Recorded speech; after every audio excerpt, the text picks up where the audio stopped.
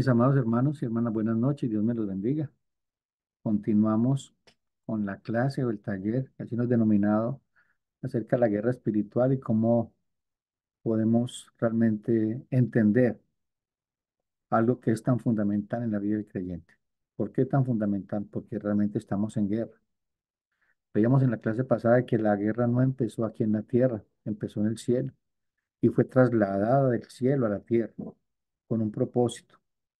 Dios lanzó a la tierra al enemigo de nuestras almas para ejecutar su juicio aquí en la tierra. Veíamos que Dios creó un plan de salvación desde la eternidad pasada. Es decir, que lo que pasó en el cielo no tomó por sorpresa a Dios. Eso estaba dentro del plan y propósito de Dios en su soberanía. Obviamente hemos visto de que ese pecado de Satanás, que el pecado empezó allá, afectó todo el universo y fue trasladado a la tierra y aquí también obviamente contaminó la creación de Dios aquí en la tierra. Pero sabemos de que Dios es perfecto en lo que hace y ha venido desarrollando su plan de salvación desde la eternidad pasada y lo ejecutó por medio de nuestro Señor Jesucristo. Les decía en la clase pasada que cuando vemos en el Antiguo Testamento hay pocas manifestaciones, tanto del enemigo de nuestras almas.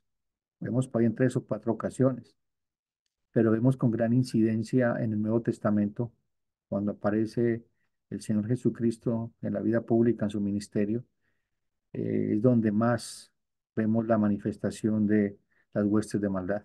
Incluso el mismo Satanás se atrevió a atentar al Señor Jesucristo en el desierto. Veíamos que lo primero que pasa con el Señor Jesucristo, lo primero que se enfrenta es una guerra espiritual.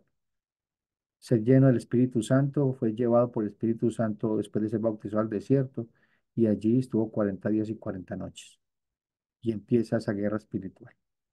Y fue esa guerra hasta el último día, hasta el último instante. Vimos en la clase pasada que esta es una guerra que no tiene tregua, no tiene tregua. No existen tratados de paz con el enemigo, no hay puntos neutrales, o estamos de parte de Dios o estamos de parte del diablo. Y sabemos de que el príncipe de este mundo, que es Satanás, está gobernando, pero Dios está en control. Y eso nos permite descansar en que Dios está con nosotros, y si Dios es con nosotros, ¿quién contra nosotros? La misma escritura dice de que es más el que está en nosotros que el que está en el mundo. Entonces, como creyentes, sabemos de que es una guerra que ha sido ya ganada, pero qué grandes batallas. Esas batallas, como hablamos en la clase pasada, es una batalla por la verdad. Desde el principio ha sido una batalla por la verdad. Y el enemigo siempre ha usado las mismas estrategias. Vimos en la clase pasada de que es un enemigo poderoso porque tiene poder. Veíamos cómo cuando el arcángel Miguel en el en el carta de Judas, en la epístola de Judas, vemos cómo están batallando por el cuerpo de Moisés, que mismo arcángel Miguel le dice que Jehová te reprenda. Y la carta de Judas está hablando de cómo los hombres blasfeman de las potestades superiores. Entonces vemos que hay una gran distorsión en la guerra espiritual desde el punto de vista pentecostal, carismático, porque alguna cosa es clara, de que los extremos son malos. Dentro del mundo reformado está la tendencia a minimizar esta guerra espiritual, incluso algunos aseveran que no existe, y obviamente las iglesias carismáticas y pentecostales, donde llegan al extremo, donde le ponen nombre de demonios a los pecados del corazón del hombre, evadiendo la responsabilidad que se tiene frente a esos pecados. Otros los ven en símbolos. Obviamente que sabemos que el mundo de las tinieblas tiene una cantidad de cosas que vamos a empezar a descubrir a luz de la escritura y cómo el príncipe de este mundo está operando, dice, en el aire, es decir, en las ondas hercianas, y cómo está usando todo el sistema para eh, ser un obstáculo en el avance de tu vida espiritual. Plataformas, noticias falsas, el mismo sistema, todo lo que llama nuevo orden mundial. Bueno, todo eso está orquestado obviamente por el príncipe de este mundo. Las falsas doctrinas igualmente son doctrinas de demonios, proceden de él. Entonces, todas esas cosas es importante tocarlas. Es importante tocarlas desde una perspectiva bíblica. No me imagino, me parece, no, sino lo que dice la palabra del Señor, y es allí donde hemos que ir. Quiero que me acompañen a sus Biblias a Mateo 11, 11 al 12, que allí fue donde quedamos en la clase pasada. Está haciendo un pequeño resumen para todos aquellos que pronto se conectan por primera vez hoy o no pudieron estar en la clase pasada. Mateo 11, 11 al 12. Dice la palabra del Señor. De cierto os digo, entre los que nacen de mujer no se ha levantado otro mayor que Juan el Bautista, pero el más pequeño en el reino de los cielos, mayor es que él. Desde los días de Juan el Bautista hasta ahora, el reino de los cielos sufre violencia y solo los violentos lo arrebatan. ¿Por qué empezamos desde este versículo? Porque es importante entender de que el momento en que aparece Juan el Bautista, y obviamente como mensajero, cumpliéndose las promesas de Dios no solamente en Isaías, sino en Malaquías y en otros textos de la Biblia del Antiguo Testamento, el Señor empieza el juicio de este mundo. Jesucristo dijo que Él ha venido a juzgar este mundo y al príncipe de este mundo, y obviamente a pagar un precio muy alto, que es el precio del pecado, la muerte, pero también al resucitar es más que vencedor. Da un nombre, sobre todo nombre, fue declarado Hijo de Dios con poder, dice Romanos capítulo 1. Entonces, el Señor Jesucristo, en el momento que resucita, envía a la iglesia con una misión, la gran comisión. Y entonces Él usa dos palabras fundamentales. Él dice, toda potestad y toda autoridad me ha sido dado en el cielo y en la tierra. Es decir, toda autoridad. No hay nada que se pueda resistir a la autoridad del Cristo, porque es la autoridad de Dios, es Dios mismo. Y por eso ustedes van a encontrar que cuando Jesús le pregunta a los discípulos, ¿quién dicen que soy yo? Pedro, inspirado por el Espíritu Santo, dice, tú eres el Cristo, el Hijo del Dios viviente. Y Jesucristo le dice, no te le he revelado ni carne ni sangre, sino mi Padre que está en los cielos. Y sobre esta roca edificaré mi iglesia. Y luego le dice a Pedro, le dice el nombre, obviamente que llamarás Pedro, piedra, Simón, luego piedra, obviamente hablando del carácter, de la solidez que iba a tener de su carácter. Pero luego dice que las puertas del Hades no podrán prevalecer. Y allí les enseñaba a luz de la escritura de que cuando habla de las puertas del Hades, hablando de las puertas de la muerte, realmente está hablando es de que la iglesia entraría a saquear el reino de las tinieblas, porque el hombre fuerte fue atado. El príncipe de este mundo fue atado. Y entonces la iglesia entra a las tinieblas y la luz resplandece en las tinieblas. Pues que la iglesia tiene la autoridad del Cristo para ir a predicar el evangelio. Y el evangelio es poder de Dios para salvación de todo aquel que cree. Y no hay otro medio a los hombres en que puedan ser salvos. Entonces la batalla espiritual se empieza a luchar desde la Biblia, desde la verdad, porque desde un principio es el ataque a la verdad. Entonces Juan el Bautista, Juan, el escritor del texto que hemos leído, Mateo, habla de que desde ese principio el cielo sufre violencia y solo los violentos la arrebatan. Entonces la vida del cristiano está inmersa en una lucha. Es una lucha que libramos en diferentes flancos. La primera lucha que tenemos es con nosotros mismos, los deseos de los ojos, la vanagloria de la vida, lo que llama la carne y el enemigo que está afuera. Entonces es una lucha que se libra de diferentes matices y que se enfrenta también de diferentes matices. Pero desafortunadamente estamos peleando con las armas no de la fe. El mismo apóstol Pablo dice que las armas de nuestra milicia no son carnales. También dice de que el enemigo de nosotros no es ni carne ni sangre, sino principados y potestades en lugares celestes. Entonces vemos que a veces hemos perdido el enfoque de que estamos en una guerra. Es una guerra a muerte. Sabemos de que el enemigo no puede quitarnos la salvación. En Romanos capítulo 8 dice que ni ángeles, ni principados, ni potestades, ni lo creado, ni lo alto, ni lo profundo, podrá separarnos del amor de Dios que es en Cristo Jesús, Dios nuestro. Pero si no va a marcar la vida, si nos va a hacer pasar momentos muy difíciles, si no luchamos de la manera correcta. Y eso es lo que queremos aprender en estos talleres, realmente cómo luchar, realmente desde la perspectiva bíblica, esta guerra espiritual.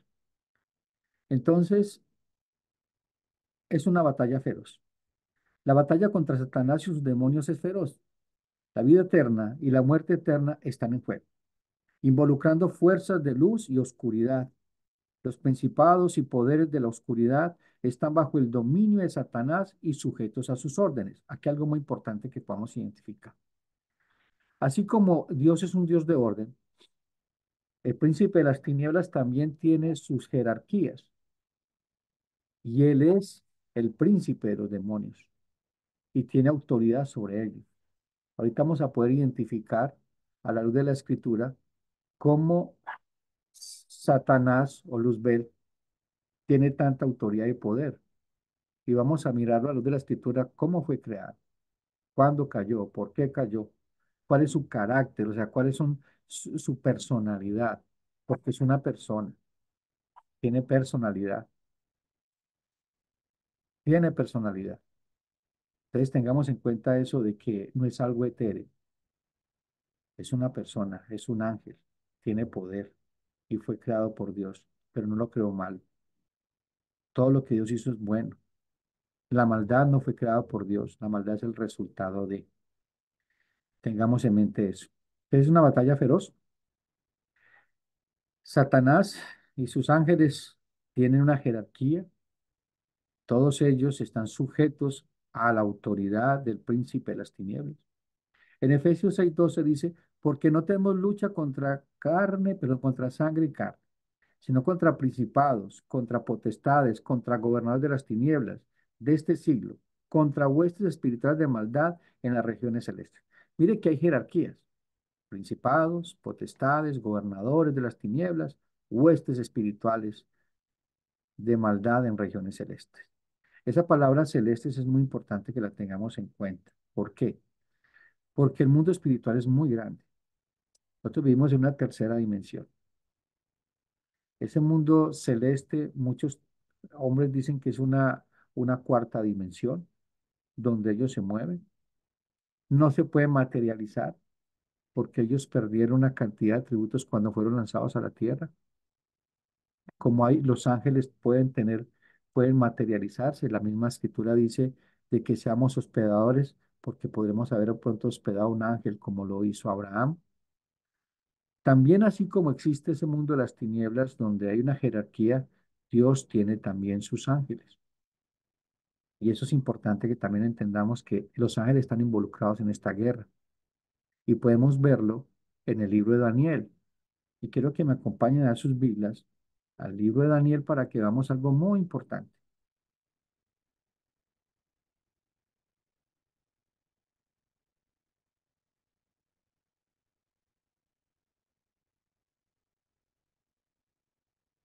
¿Sí me están escuchando, mis amados hermanos? Sí, Sí, pastor. pastor, yo lo Va- escucho. Señor, sí, sí, vale, muy mal. pastor, muy bien. Vale, muy mal. Entonces, acompáñenme en el libro de Daniel y vamos a encontrar algo muy importante. Daniel. Eh, Daniel, capítulo, creo que es capítulo 9. Vamos allá, capítulo 9, y veamos algo importante.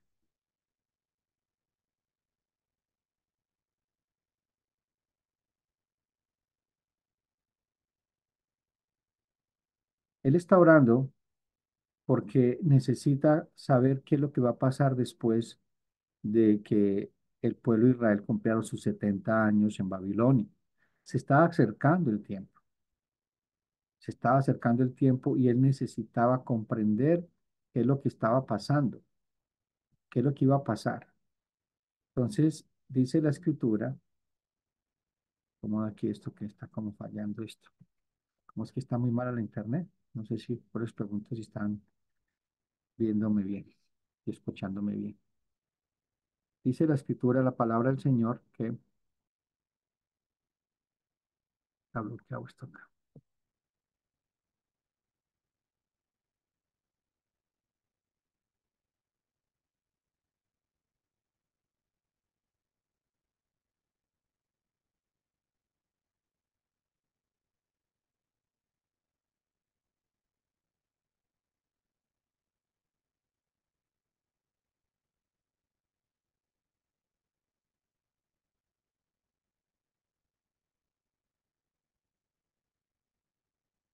Dice la palabra del Señor, y esto está en Daniel capítulo 9.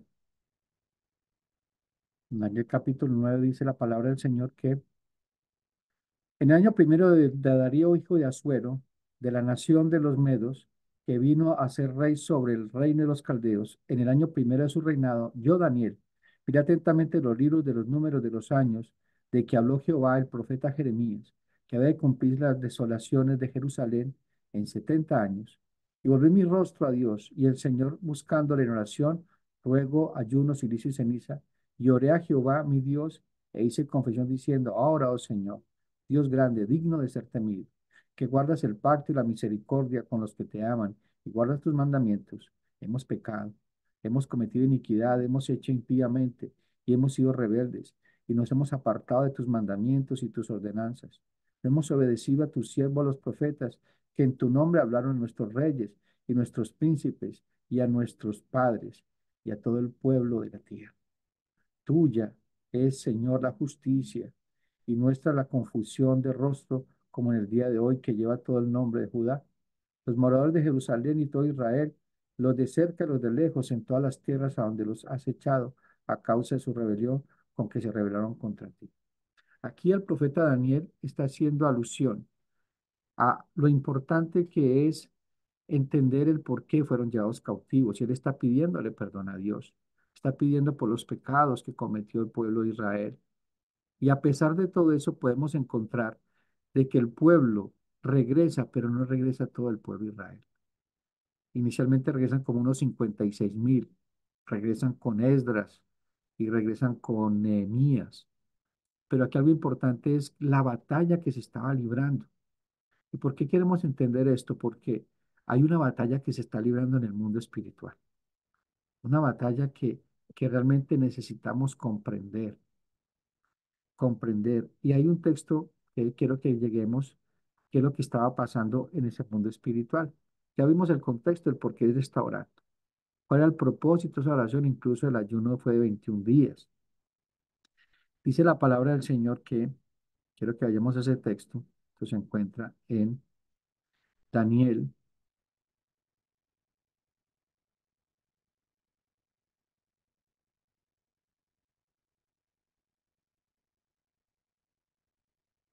Daniel capítulo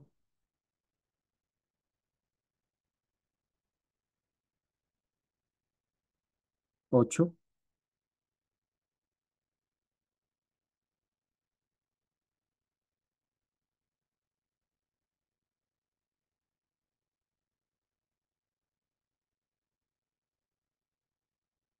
Perdón, Daniel capítulo 10. Daniel capítulo 10.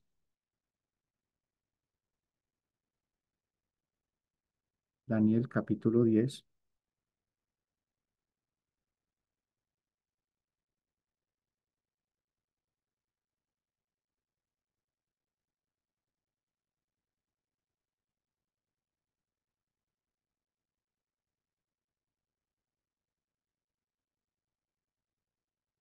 Daniel capítulo 10, versículo 18 dice, y aquel que tenía semejanza de hombre me tocó otra vez y me fortaleció y me dijo, muy amado, no temas, la paz sea contigo, esfuérzate y aliéntate.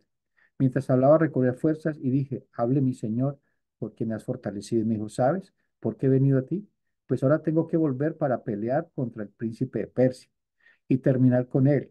Y el príncipe de Grecia vendrá, pero yo te declararé que lo que está escrito en el libro de la verdad, y ninguno me ayuda contra ellos, sino Miguel vuestro príncipe. El mensaje que necesitaba comprender Daniel, hubo mucha oposición.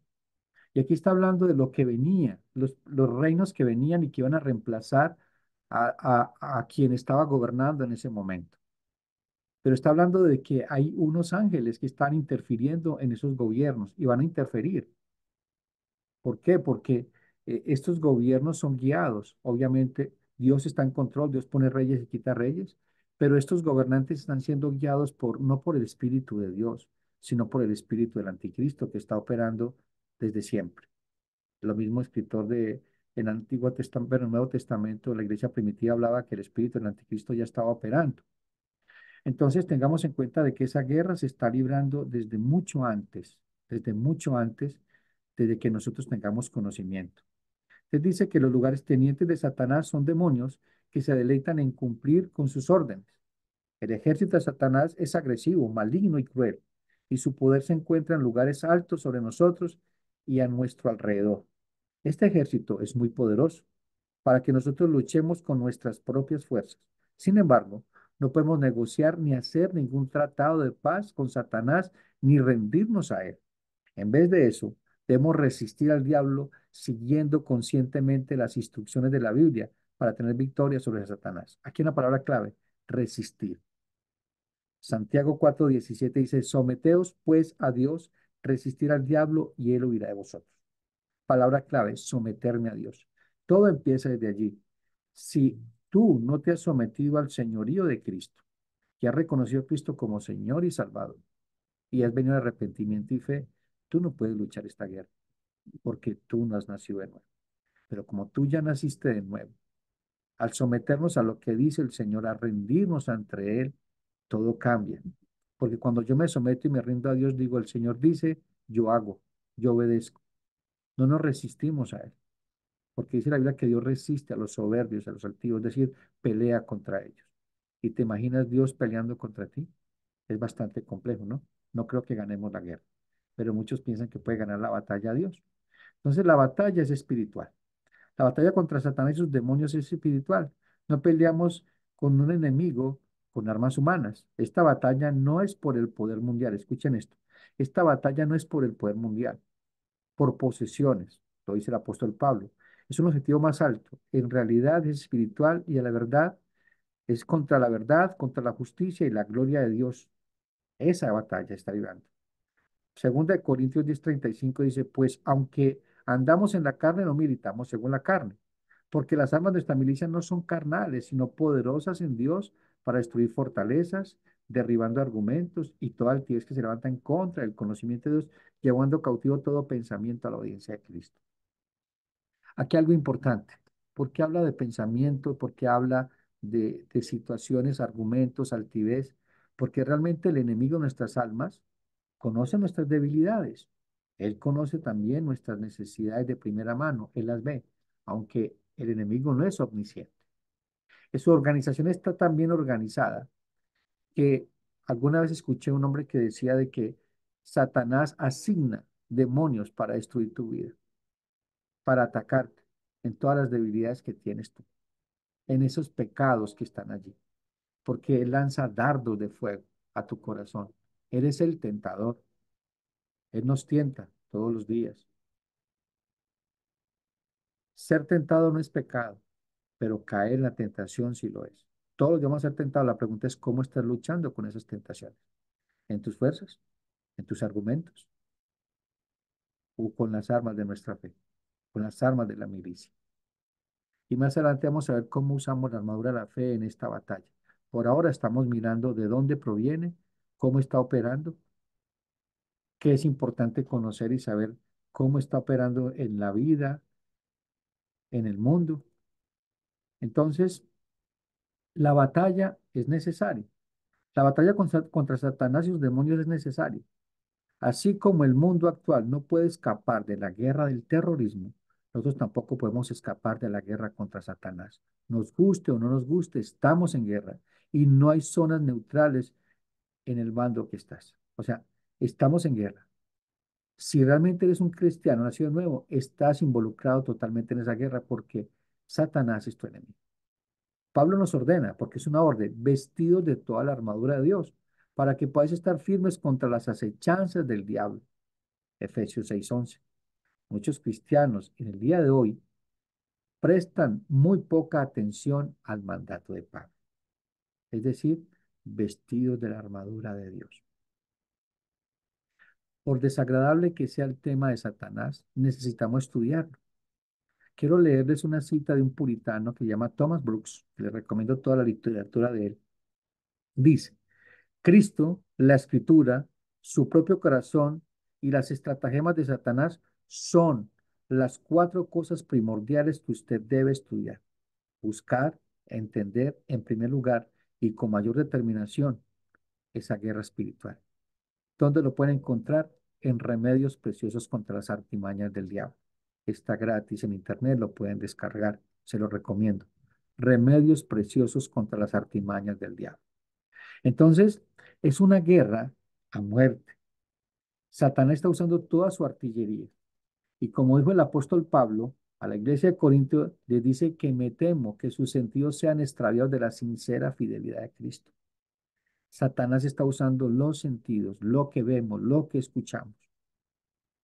Y no solamente eso, los gobiernos que están en contra de Dios están haciendo cosas que muchos pensamos que son ah, conspiraciones o cosas. Hay cosas que en la internet son mentiras, pero hay cosas que son verdad. Hay que saber discernir espiritualmente para poder evaluar. Entonces, la personalidad y la historia de Satanás. La Biblia está tan llena de referencias a Satanás que parecería imposible apegarse a la fe cristiana sin aceptar la realidad del diablo. Su existencia se atestigua en 9 libros del Antiguo Testamento, en Génesis, en Levítico, en Deuteronomio, en Crónicas, en Job, en Salmos, en Isaías, en Ezequiel y Zacarías. Estamos hablando del Antiguo Testamento. Y en todos los libros del Nuevo Testamento. El nombre y origen de Satanás. Satanás es una palabra que significa acusador o adversario. Alguien que resiste. Eso significa el nombre Satán. Es una palabra hebrea que significa acusador o adversario o alguien que resiste. El término se utiliza 19 veces en el Antiguo Testamento y 14 de las cuales se encuentran en el libro de Job, capítulo 1 y capítulo 2. También se menciona la palabra Satán en Primera de Crónicas 21:1, cuando Satanás tienta a David para que cence el pueblo. También encontramos en Salmo 109:6, en Zacarías 3 del 1 al 2, que más adelante vamos a ver cómo es que se manifiesta en ese tiempo. Satanás y todos los demás ángeles fueron creados por Dios como seres espirituales. ¿Dónde encontramos eso? En Hebreos 1:7. Dice la escritura, no lo digo yo, ciertamente. Mira lo que dice la escritura en Hebreos 1:7. Ciertamente de los ángeles dice, el que hace a sus ángeles espíritus y a sus ministros llamas de fuego, que son seres espirituales. En Job capítulo 1 se indica que Satanás alguna vez fue probablemente uno de los más altos y brillantes ángeles de Dios, con un sitio especial de prominencia en su servicio a Dios. ¿Dónde encontramos eso? En Ezequiel 28:12 al 15. Vamos allá. Ezequiel 28:12 al 15. Dice la palabra del Señor. Vino a mí palabra de Jehová diciendo, hijo de hombre, levanta endechas sobre el rey de Tiro y dile, así ha dicho Jehová el Señor, tú eras el sello de la perfección, lleno de sabiduría, acabado en hermosura, en Edén, en el huerto de Dios, pues tuviste. De toda piedra preciosa era tu vestidura, de cornería, de topacio, de jaspe, de crisólito, de berilio y de ónice, y de zafiro, carbúnculo, esmeraldas y oro. Los primores de tus tamboriles y flautas estuvieron preparados para ti en el día de tu creación. Tú, querubín grande y protector. Yo te puse en el santo monte de Dios. Allí estuviste en medio de las piedras de fuego. Te paseabas, perfecto eras en todos tus caminos, desde el día que fuiste creado hasta que se halló en ti maldad. A causa de la multitud de tus contrataciones, fuiste lleno de iniquidad y pecaste, por lo que yo te eché del monte de Dios y te arrojé entre las piedras de fuego, oh querubín protector. Se enalteció tu corazón a causa de tu hermosura, corrompiste tu sabiduría a causa de tu esplendor. Yo te arrojaré por tierra, delante de los reyes te pondré para que miren en ti. Mire tan importante esto. Aquí hay una descripción muy, muy, muy particular acerca de quién era querubín protector. Dice que te paseabas por las piedras de fuego. Dice que es decir, se paseaba por todo el universo creado. Dice que por la multitud de sus contrataciones, es decir, alianzas, él hizo pacto, alianzas. Así fue la manera que sedujo, que, que también tentó e hizo caer a otros ángeles. Dice que es la tercera parte de los ángeles. Ya lo vimos en Apocalipsis capítulo 12. Dice que la tercera parte de los ángeles, a las estrellas, le siguieron. Es decir, tiene una capacidad de manipular, de enredar sus artimañas. Él siempre está dispuesto a engañar. Es una de las armas que más usa él, el engaño. poner en duda la palabra del Señor, llevarte a pensar de que Dios es malo, que no es bueno, que lo mejor para ti es vivir una vida mundana, porque el cielo no existe, porque no existe Jesús. Incluso Satanás, según él, para Satanás no tiene problema que tú vayas a la iglesia. El problema de Satanás es que tú empieces a hacer iglesia, que tú creas el evangelio, que te sometas al señorío de Cristo. Es allí donde hay un problema. Hay mucha gente que está en la iglesia, pero no son hijos de Dios. Hay muchos de ellos que son gobernados por el príncipe de este mundo. Satanás perdió para siempre su posición original como el querubín ungido de Dios. En Judas 1:6 dice, y a los ángeles que no guardaron su dignidad, sino que abandonaron su propia morada, los ha guardado bajo oscuridad en prisiones eternas para el juicio y el gran día. Aquí está hablando de estos ángeles que tomaron las hijas de los hombres en Génesis capítulo 6. Y es un versículo bastante complejo. Le ruego a Dios que nos dé el tiempo más adelante para poder analizar a la luz de la escritura quiénes eran estos ángeles y qué fue lo que pasó en Génesis capítulo 6. Satanás no pudo atacar directamente a Dios en el cielo. Él no podía, era imposible. Imagínate la creación levantándose contra el Creador. Encaminó sus planes malévolos contra el hombre. ¿Por qué contra el hombre? Porque Dios nos creó a su imagen y semejanza. Porque le representamos. Todo lo que represente a Dios es enemigo de Satanás. Si nosotros representamos a Dios en nuestro hogar, en nuestro trabajo, somos el blanco de sus ataques. Ténganlo claro, mis amados hermanos. Yo escuché un pastor que llama Adrian Rogers, que es bautista, ya no está con nosotros, está en la presencia del Señor. Él decía que si tú no encuentras al diablo de camino al cielo, preocúpate porque vas de la mano con el pan y hierro. Y está chistoso, pero es una realidad. En Génesis 3, capítulo del 1 al 5, vemos cómo este enemigo de nuestras almas entra a operar en la historia de la humanidad. Dice, pero la serpiente era astuta más que todos los animales del campo que Jehová Dios había hecho, la cual dijo a la mujer, con que Dios os ha dicho, no comáis de todo árbol del huerto. Y la mujer respondió a la serpiente, del fruto de los árboles del huerto podemos comer, pero el fruto del árbol que está en medio del huerto, dijo Dios, no comeréis de él, y lo tocaréis, que no muráis. Entonces la serpiente dijo a la mujer, no moriréis, sino que sabe Dios que el día que comáis de él serán abiertos vuestros ojos, y seréis como Dios, sabiendo el bien y el mal. Se nos ha dicho que Satanás se presentó como una serpiente en el paraíso, donde se acercó a Eva. Entonces Satanás utilizó varias técnicas con Eva que sigue actuando o usando actualmente. Primero, Satanás puso las órdenes de Dios bajo la luz negativa, es decir, el margen de duda. Él sembró un pensamiento, una idea. Le dijo a Eva, Dios es malo. Él no quiere que ustedes sean felices. ¿No nos dice todo el tiempo eso? Dios es malo, no quiere que sean felices, que disfruten de toda la creación. Todo fue creado para ustedes, es lo que dice Satanás, pero todo fue creado para la gloria de Dios y nosotros disfrutar de esa gloria eternamente, lo dice la Escritura. Entonces Satanás puso las órdenes de Dios bajo la luz negativa. Le pregunté a Eva, ¿con qué Dios os ha dicho no comáis de todo árbol del huerto? Dios en realidad dijo que Adán y Eva podían comer de todos los miles árboles del huerto de Edén, excepto de uno. Eva corrigió a Satanás. Vimos que Eva en ese momento estaba haciendo una defensa de la fe.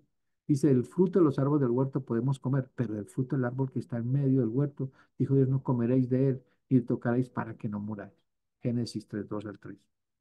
Satanás respondió los motivos y el carácter de Dios. ¿Qué dijo?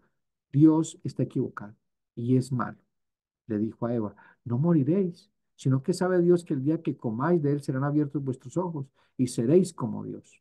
Satanás buscó contradecir el carácter de Dios, persuadiendo, manipulando a Eva en cuestionar la bondad de Dios. Sugirió que Dios no era bueno y que no era justo, pues restringió su libertad y les prohibió comer del árbol del conocimiento del bien y el mal. Qué fuerte, ¿no? Y eso lo sigue haciendo.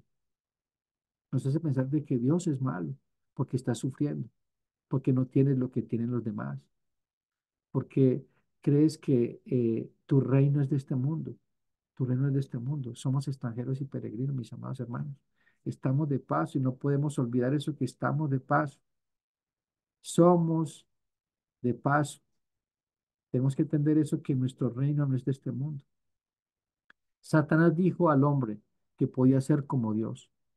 ¿Qué fue lo que hizo Satanás? Buscar transferir su objetivo. ¿Cuál fue el objetivo? Él quiso ser como Dios, quiso subir al monte santo. Él quiso ser como Dios y quiere ser como Dios y le está transmitiendo esa misma idea al hombre. Seréis como Dios, sabiendo el bien y el mal. ¿Qué estaba haciendo Satanás? En otras palabras, Adán y Eva podrían decidir por sí mismos lo que estaba bien o lo que estaba mal, sin depender de Dios. Podrían decidir de lo que querían hacer y tendrían libertad, porque entonces le hizo ver a Dios como un tirano, como un opresor. Ellos podrían ser sus propios dioses, pero esa era una verdad a medias, porque podrían conocer la bondad y la maldad, claro que sí, pero nunca podrían ser como Dios. Ellos nunca podrían ser como Dios. Podrían conocer el bien y el mal, claro que sí, pero independientemente de Dios, es decir, en franca rebeldía al señorío y al gobierno de Dios. Satanás tampoco les explicó que sin la gracia divina, ellos no tendrían el poder de hacer el bien o el mal. Ellos necesitaban depender de Dios todo el tiempo, aunque fueron creados perfectos, sin pecado, pero podían pecar, porque eran libres. Dios nos regaló el libre albedrío. Cuando el hombre cae ya no es libre, está esclavo al pecado. Solo cuando llega Jesucristo que nos liberta del pecado, tu voluntad ha sido liberada. Podemos obedecer al Señor, podemos seguir a Cristo, podemos darle la espalda al pecado, pero vamos a ser tentados porque nosotros es una vieja naturaleza y es una batalla que estamos librando a muerte con ese viejo hombre. Como les enseñaba en la clase pasada, que es hasta gracioso, como dice eh, el reformador Martín Lutero, que él creyó que cuando fue bautizado, el viejo hombre había sido ahogado, pero se dio cuenta de que había aprendido, que sabía nadar. Y es gracioso, pero es cierto. Satanás hizo de que el pecado se viera como algo bueno. Siempre va a ser la misma estrategia. Él va a hacer que algo se vea bueno, deleitoso, agradable. Porque si se viera desagradable, pues ¿quién va a querer? Yo tengo que verlo desde esa perspectiva desagradable, horrendo, despreciable. Como Dios ve el pecado, tengo que verlo yo. Tú no puedes saludar a tus viejos pecados. Tú no puedes saludar a tu pasado. Tú no puedes permitir un solo espacio del pecado en tu vida. ¿Por qué? Porque te va a causar grandes problemas.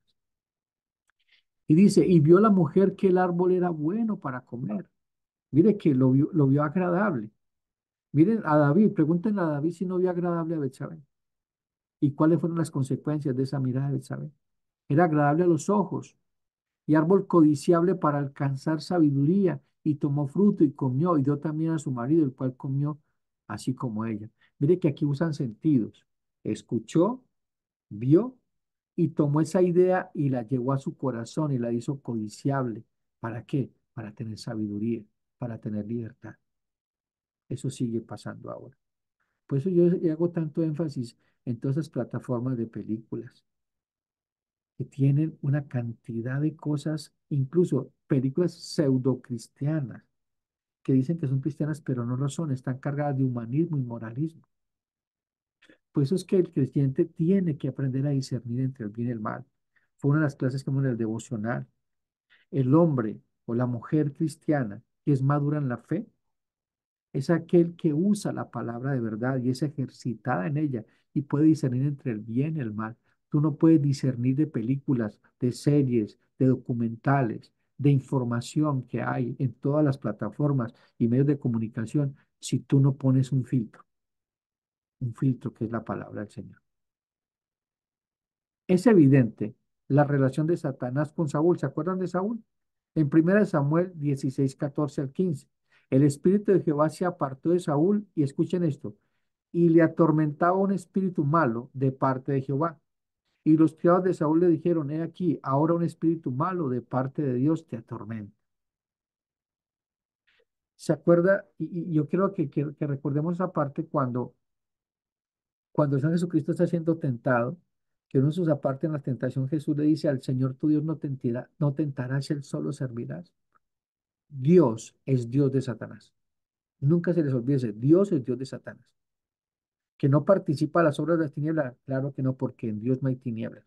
Dios es luz. Dios no puede ser tentado ni tienta a nadie. Pero Satanás está bajo el dominio y el señorío de Dios. Es por eso que no podemos temer, porque es más el que está en nosotros que está en el mundo. Entonces te recuerdan a Job capítulo 1 versículo 9 al 12 para que veamos de que Dios está en control. Satanás no puede actuar ni hacer nada sin que Dios lo permita. Eso no solamente pasó en Job, sino en la historia del hombre, en cada uno de nosotros. Satanás no puede hacer nada sin que Dios se lo permita. Y si lo permite Dios en la vida de un creyente es porque tiene un propósito. Job 1, 9 al 12. Respondió Satanás a Jehová, dijo, ¿acaso teme Job a Dios en balde? ¿No le ha acercado alrededor de él, a su casa y a todo lo que tiene? Al trabajo de sus manos has dado bendición. Por tanto, sus bienes han aumentado sobre la tierra. Pero extiende ahora tu mano y toca todo lo que tiene, y verás si no blasfema contra ti en tu en tu misma presencia. Dijo Jehová a Satanás, he aquí, todo lo que tienes está en tu mano. Solamente, escuchen esto, no pongas tu mano sobre él. Y salió Satanás delante de Jehová. Mire que Dios le puso límites, le permitió, pero también le puso límites a todo lo que iba a hacer el enemigo. Todos los que leemos la Biblia sabemos la historia, cómo termina Job y cómo Dios tenía un propósito en lo que parecía un despropósito, viéndolo desde una perspectiva equivocada. Sin la voluntad permisiva de Dios no tiene mucho movimiento el enemigo. El catecismo de Heidelberg dice, a eso se refería, dice, el catecismo de Heidelberg dice, sin la voluntad permisiva de Dios, el enemigo no tiene mucho movimiento. Catecismo de Heidelberg, versículo 18. Es lo que le decías de Martín Lutero, cuando dijo que aún el diablo le pertenece a Dios. Satanás ha herido frecuentemente el talón de la semilla de la mujer. ¿Se acuerdan de la promesa que Dios le dice a la mujer? Maldita, le dijo a la serpiente, maldita serás de todos los animales del campo. Sobre tu vientre te arrastrarás y polvo comerás todo de tu vida. Y de tu simiente, muestra la mujer, nacerá uno que te pisará la cabeza, pero tú le herirás el calcañar. Él lo está haciendo. ¿Cuándo? Cuando el pueblo de Israel, solamente miremos cómo Caín mató a Abel. Satanás desde ese preciso momento sabía de que iba una descendencia, un descendiente que lo iba a matar, que le iba a destruir. Y pues usted ve que desde Génesis hasta el final, Satanás trató de eliminar la simiente, que no naciera el Cristo.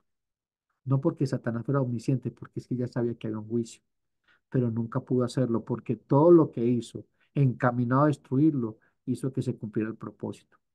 Hizo que se cumpliera el propósito, que Jesucristo fuera crucificado. Satanás ha herido frecuentemente el talón de la semilla de la mujer desde el Edén. Las naciones caminaron en la oscuridad, en la ceguera de su falta de fe, acogiéndose al pecado. Pero Dios en su soberanía escogió gente, escogió un pueblo, ese pueblo donde iba a nacer el Cristo, donde iba a nacer nuestro Redentor. Y qué bueno ver eso, ¿cierto? Qué bueno ver cómo Dios está en control desde principio a fin. Quiero que leamos un texto que con este vamos a terminar para que se impacten en el Antiguo Testamento. Esta es una visión del cielo, del cielo en la tierra. Está en Zacarías 1, Zacarías 3, del 1 al 5. Dice, me mostró el sumo sacerdote Josué, el cual estaba delante del ángel de Jehová, que es Jesucristo. No se olvide que el ángel de Jehová en el Antiguo Testamento es una cristofanía. Y Satanás estaba a su mano derecha para acusarle. Y dijo Jehová a Satanás, escuchen esto, y dijo Jehová a Satanás, Jehová te reprenda, oh Satanás. Jehová te ha escogido a Jerusalén, te reprenda. ¿No es este un tizón arrebatado al incendio? Y Josué estaba vestido de vestiduras viles y estaba delante del ángel. Y habló el ángel y mandó a los que estaban delante de él diciendo, quitale esas vestiduras viles. Y él le dijo, mira, que he quitado de ti tu pecado y te he hecho vestir de ropas de gala. Después dijo, ponga mitra limpia sobre su cabeza. Y pusieron una mitra limpia sobre su cabeza y le vistieron de ropas. Y el ángel de Jehová estaba en pie. Qué impactante esta parte. Vemos una visión del cielo en la tierra, cómo está el acusador acusando a Josué, hijo de Josadá, que es un sumo sacerdote. Aquí Josué está representando a Jerusalén, está representando al pueblo de Dios y está manchado de pecado. ¿Por qué? Porque acaban de venir de Babilonia, del cautiverio. Y hay muchas cosas en la vida del pueblo de Dios, especialmente en la clase sacerdotal, que estaban contaminadas. Pero el Señor es el que perdona el pecado y dejan vergüenza a Satanás y tiene la autoridad para reprenderlo. Dice que Jehová te reprenda, que Jehová te juzgue y ya ha sido juzgado el enemigo en nuestras almas. Pues es que luchamos desde una victoria, amada hermano, amada hermana. Nosotros no somos más que perdedores, somos más que vencedores. Ya tiene que llenarnos de esperanza todos los días como creyentes. Es la esperanza que tenemos, que el Señor está con nosotros.